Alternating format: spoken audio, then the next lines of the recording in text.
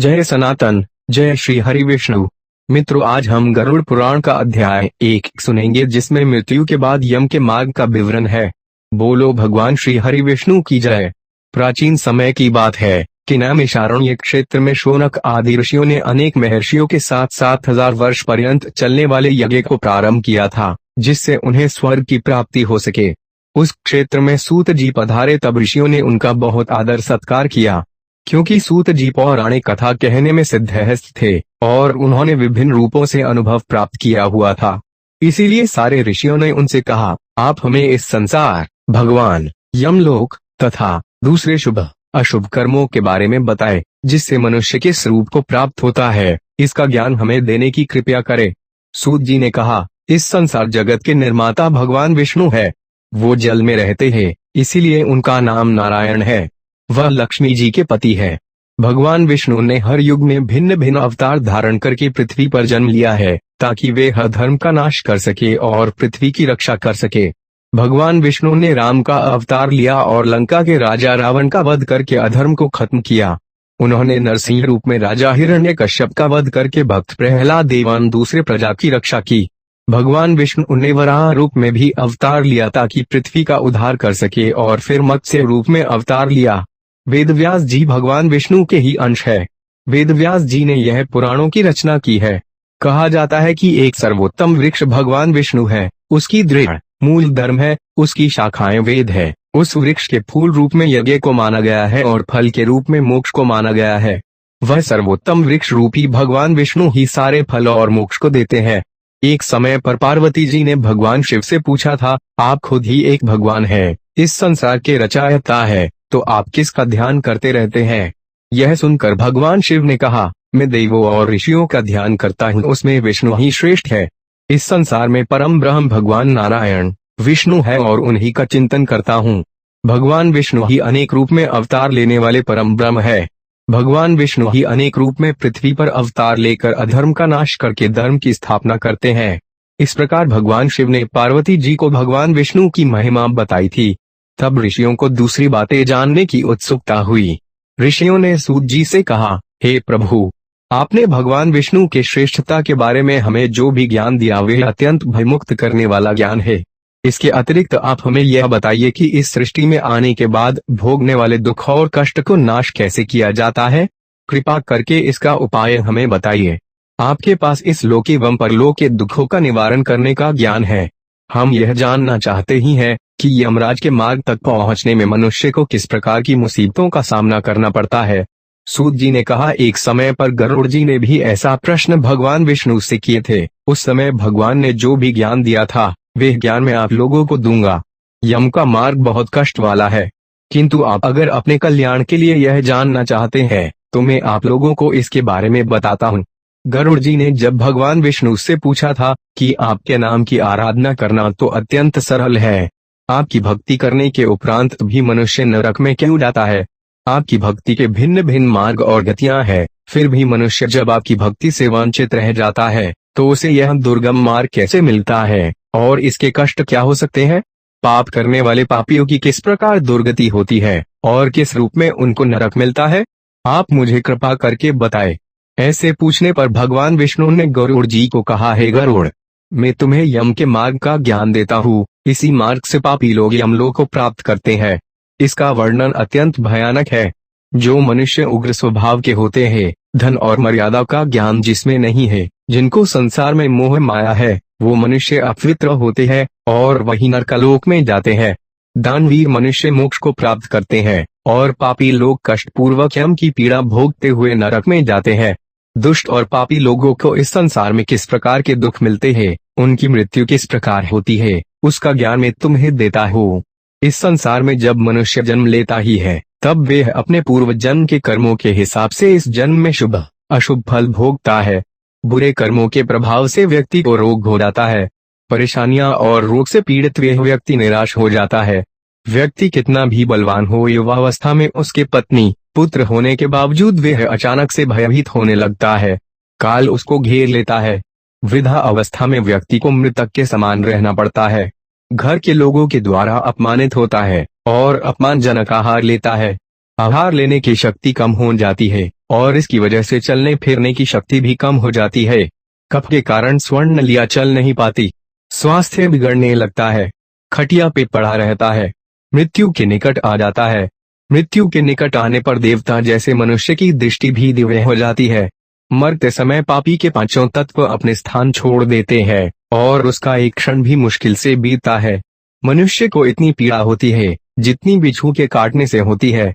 शव को ले जाते समय राम नाम सत्य है क्यों बोला जाता है? यमदूतों के भय से उसके मुंह से झाग और लार गिरने लगती है। ऐसे ही पापियों के प्राण जब निकलते हैं तब उनको यमदूत मिलते हैं। यमदूत के लाल नेत्र होते हैं और मुख भयानक होता है। उस समय यमदूत अत्यंत क्रोधित होते हैं और उनके हाथ में पाश और दंड होता है और वे दांत को पिसते हैं। उनके मुख काले और विशाल होते हैं। उनको देखकर प्राणी भयभीत होकर मलमूत्र का त्याग करने लगता है। ऐसी अवस्था में जीव शरीर से निकल जाता ही है और मुंह में अपने घर को देखता है और उसी समय यमदूत उसे पकड़ लेते हैं। यमदूत उसे गले में रस्सी बांधकर ऐसे ले जाते हैं जैसे गुनहगार को सिपाही राजा के पास ले जाते हैं। वे यमदूत मनुष्य को मार्ग में नरक के भयानक दुख और तकलीफों के बारे में बताते हैं और धमकियां भी देते हैं। यमदूतों की ऐसी कठोर वाणी को सुनता है और तड़पता है। भय से तड़पता वह मनुष्य अपने पापों को याद करते हुए उस मार्ग से जाता है। कुत्ते मार्ग में उसे काटते हैं। उस मार्ग में उसे खाने को खाना और पानी नहीं मिलता। सूर्य की तेज गर्मी में चलना पड़ता है। यमदूत उसे मार्ग में कूड़े से मारता है और घसीट कर ले जाते हैं। इस प्रकार अत्यंत पीड़ा सहकर वे अंधकारमय यमलोक में पहुंच जाता है। वहां उसे उसके पापों का फल मिलता है। यमराज उसे घोर नरक की यातना देकर फिर से मनुष्य लोक में भेजते हैं। अपने पुत्रों द्वारा दिए गए पिंड और दान को वह जीव खाता है, पर फिर भी पापी जीव होने के कारण उसकी तृप्ति नहीं होती। जिस मनुष्य का पिंड दान नहीं होता वह प्रेत योनि में रहकर निर्जन वन में दुख पूर्वक भ्रमण करते हैं। यम की यातना भोग बिना जीव को मनुष्य के रूप में जन्म नहीं मिलता और वह अन्य योनियों में भटकता रहता है। गरुड़ पुराण मृत्यु के बाद मरणासन व्यक्ति के कल्याण के लिए किए जाने वाले कर्म। उस पिंड के रोज 4 भाग होते हैं। उसमें से 2 भाग पंचभूतों को, 1 भाग यमदूतों को और 1 भाग उस जीव को खाने को मिलता है। ऐसे 9 दिन तक पिंडदान करते ही हैं और वे लोग खाते हैं। जब मनुष्य का शरीर जलाते हैं उसके बाद उनके पुत्र जो पिंडदान 9 दिन करते हैं उसे उस जीव को 10वें दिन देह मिलता है। वह जीव को देह आकार यमलोक मार्ग में अपने कर्मों का भोगना पड़ता है। अब किस तरह से 10 दिनों के पिंड से शरीर बनता है उसे बताता हूँ।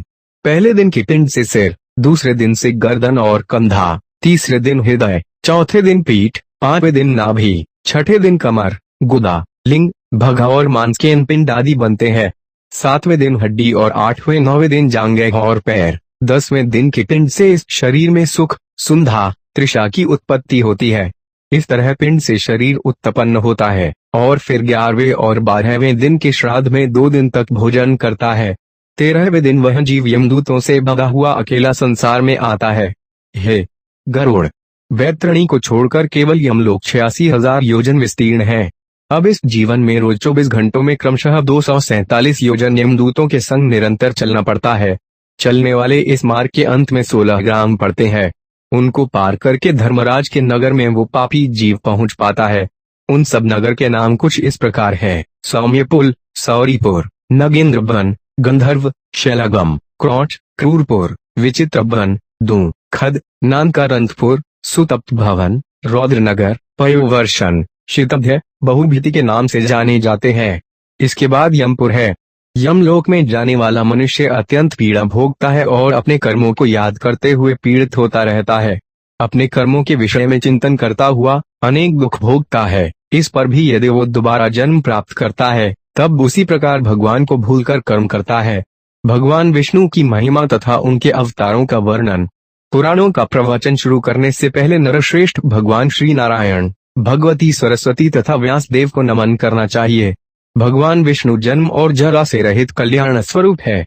वह अजन्मा तथा अजर है। उनको अनंत एवं ज्ञान स्वरूप माना जाता है। भगवान श्री हरि महान, विशुद्ध और पाश्चात्य भौतिक शरीर से हीन, समस्त इंद्रियों से रहित और सारे प्राणियों में स्थित है। ऐसे भगवान श्री हरि जो सर्वव्यापक, परम पवित्र, मंगलमय है, उनको मैं प्रणाम करता हूँ।